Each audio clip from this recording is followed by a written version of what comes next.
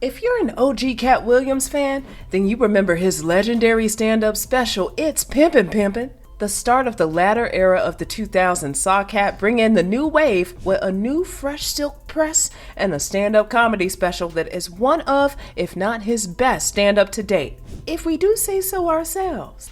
It's Pimpin Pimpin came with back-to-back laughter, memorable routines, skits, and one-liners. One in particular being the one-liner that keeps on giving, Pola Tink Tink. If you recall, Katt's Pola Tink Tink bit was about an Olympic runner, Tink Tink Tink Tink Tink, who competed and won while wearing prosthetic legs. Although hilarious, the real-life story of Tink Tink is anything but funny. Over a decade later, we finally found out who and what happened to Lil Tink Tink, and well, it's downright heinous. Murderous even.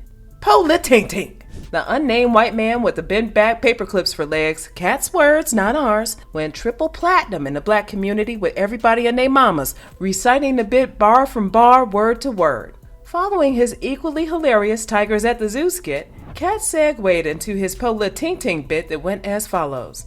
In the Pimp Chronicles rulebook, the lesson of keeping the eyes on the prize demonstrated by Katt, Tink Tink is an Olympian runner who was focused on his star player, aka himself. Tink Tink tinked himself to the start of the running line.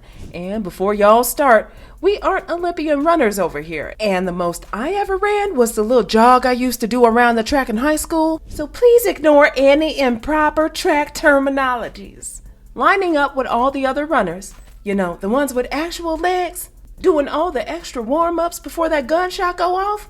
And as soon as it did, the runners were on go. Tink Tink especially was in the zone with what Katt describes as paper clips and sparks flying everywhere.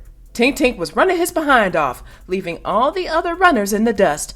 And of course, the naysayers had something to say about it. According to them, Tink Tink had a disadvantage due to his, not having legs and all. Which, yes, can be an advantage. But hey, Tink Tink was on his grind, and we ain't complaining. Now, although it's been 16 years since It's Pimpin Pimpin dropped and went #1 at the bootleg box office, the year is 2024, and we finally figured out who Tink Tink actually is.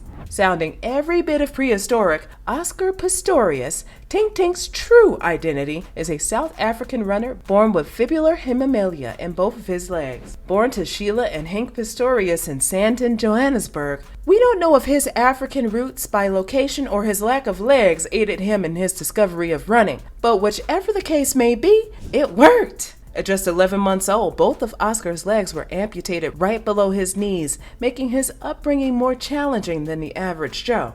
However, thanks to his parents, they did their best at giving him some sense of normalcy, attending Constantia Kloof Primary and Pretoria Boys High School, where his athleticism was on full display, with rugby on the school's 3rd JV team long before his love for running took off. Training at Janny Brooks' garage gym for the club Olympic wrestling team, Oscar was running and taking up water polo and even tennis before that between the ages of 11 and 13. The gym coach said it took him a good 6 months before he even realized Pistorius had no legs. But after a rugby knee injury in June of 2003, Oscar found his love for running the following year while in rehabilitation at the University of Pretoria's High Performance Center. South African prostheticist Francois van der Rot would be the one to fit Pistorius' first ever racing blades. You're not disabled by the disabilities you have. You are able by the abilities you have. A sporting motto by Oscar that rings true, and a motto that he used to win numerous competitions. Often referred to as the Blade Runner, the fastest man on no legs, and of course Tink Tink. Oscar's first race took place in the 2004 Summer Paralympics, located in Athens, and came out in the top 3 in the overall T44 100-meter event. Beating the odds, he'd go on to win in the finals, setting a world record time of 21.97 seconds. He placed 6th in the non-disabled South African Championships over 400 meters, with another record-breaking time of 47.34. That same year, a gold medal was achieved in the World Cup, beating his previous 200-meter record. Records on records were obtained with Oscar making sure to set his eyes or legs on the prize. Another after another. From the IPC Athletics World Championships to the Disability Sports World Record for the 400-meter and South Africa Senior Athletics Championships in Durban. Exclusive invites by the IAAF soon came after. But as you already know, with lots of attention and accolades comes great responsibilities and, of course, haters. Objectifiers have hyper-focused on the fact that Oscar don't have no dang legs. Claims of his artificial limbs giving him a boost in speed and stamina over the other runners who have natural legs have sprouted about, raising concerns for he and all the other amputees taking part in the sport. If only the other amputees were winning like he was. His J-shaped flex foot cheetah prostheses may have possibly given him an actual advantage over everybody else, given the fact that his exclusively made engineered foot gear was designed just for him. With all the noise over him gliding through the competition, the IAAF went ahead and amended the competition policies to include a whole ban on the usage of any and all technical devices incorporating springs, wheels, or other elements that'll provide a runner any advantages over the other competitors. The rule may not have come into place solely aimed at Oscar, at least that's what the IAAF claims, but they did decide to film his race with high-def cameras against Italian club runners both in Rome and in Sheffield. To their surprise, Oscar ended up finishing dead last. Finishing dead last didn't stop the conspiracy theorists who invited him to partake in scientific test under the guidance of Professor of Biomechanics Dr. Peter Bruggerman with the help of Elio Locatelli, responsible for the technical issues in the IAAF. After undergoing 2 days worth of tests and under the claims of Peter Bruggerman that stated Oscar's limbs use 25% less energy than runners with complete natural legs running at the exact same speed, leading to less of a vertical motion combined with 30% less mechanical work for lifting his body. Bruggerman went on to tell Die Welt newspaper that Oscar Pistorius had considerable advantages over athletes with no prosthetic limbs that were also tested by him.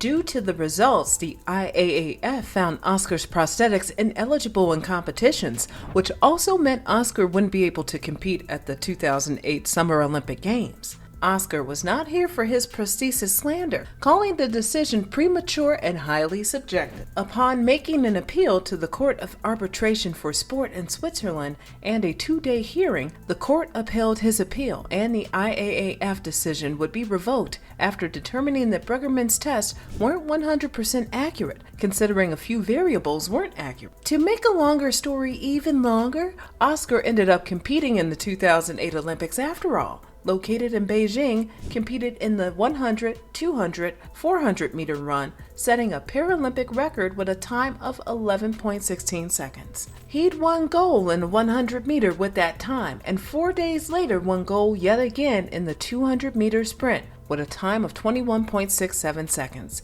setting yet another Paralympic record. He'd go on to compete in the 2012 Olympics, and his many accolades include a civilian honor in South Africa, the Order of Ikhamanga, given by the South African president, a BBC Sports Personality of the Year Helen Rollason Award, made Time magazine's annual list of the world's most influential people in the Heroes and Pioneers section, and in 2012 made the list yet again, made millions in sponsorships, and a lot more we could discuss, but we'd be here all day. What y'all are really here for is to find out about the Valentine's Day murder Oscar initiated. The state versus Oscar Pistorius took place inside of a high court of South Africa's Pretoria Center on March 3, 2013. Just a couple of weeks prior, on February 14th, Valentine's Day, Oscar sprung up from his bed to retrieve a fan from his balcony when he said he heard what sounded like an intruder in his bathroom. Quickly grabbing his licensed 9mm pistol, he ran to the locked door before blasting 4 shots into the cubicle. However, when he realized his girlfriend, 29-year-old disabled model Riva Steenkamp, was nowhere to be found, he quickly came to the realization that perhaps it was she who'd been in the bathroom. His suspicions rang true. Grabbing a bat, Oscar demolished the blockage, preventing him from getting to the woman he'd just spent the entire night with. But what was on the other side of the door kicked all 4 nerve responses into overdrive. There lay Riva on the ground, completely unconscious. She had been shot a total of 4 times, 1 being in the head. After detailing what exactly had taken place, Oscar was taken into custody and charged with murder in a globally televised trial. Although Oscar initially stated that the entire tragedy was accidental, prosecutors argue that was cap. Lies. Blasphemy! In fact, they said that Riva and Oscar had an argument earlier that night that led to the deadly shooting. Not only did he not check to see if Riva was in the bed, as Oscar slept beside her that night, but he even had to walk past her side of the bed to even get to the bathroom. It had even been alleged at the start of the trial that Oscar had taken his sweet time putting on his prosthetic legs before shooting Riva, which would show premeditation. According to Pistorius' neighbors, screams and shouting could be heard coming from Oscar's home at around 3 a.m., followed by loud banging noises. However, Oscar's lawyers claim that the screams came from Oscar himself after realizing the atrocity he had committed, and all the banging was Oscar with the cricket bat trying to get to Riva. The manager was also interviewed and stated that he and his daughter were the first on the scene after the incident took place, and confirmed that Oscar was crying, screaming, and praying while carrying Riva Steenkamp's body down the stairs. On September 11th through the 12th, Oscar was found not guilty of murder, but of culpable homicide and reckless endangerment with a firearm at a restaurant. He'd be sentenced to 5 years on October 21, 2014, with a concurrent 3-year suspended prison sentence.